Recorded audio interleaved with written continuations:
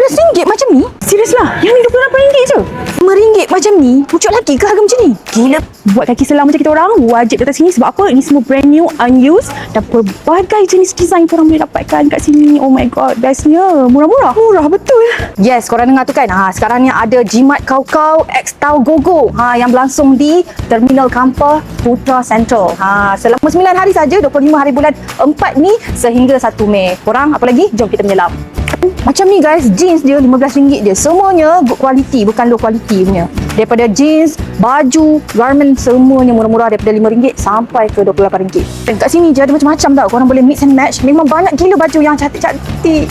Serius, tak tipu. Kita orang sendiri pun nak beli. Okay guys, bukan tu je, bukan pakaian saja.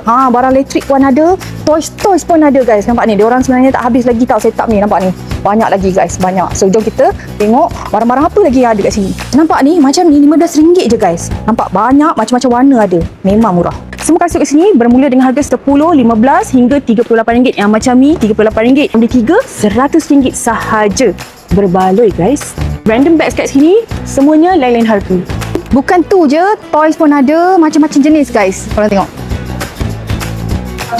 Random socks kat sini semuanya 3 RM10 saja. Macam-macam jenis.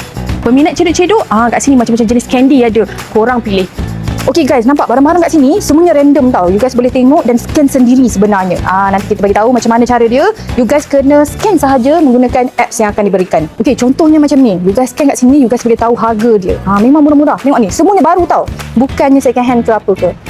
Okay, yang bestnya kat sini korang boleh tengok sendiri barang dia and ada after sale service. Jadi tak perlu risau dan tak perlu tunggu shipping.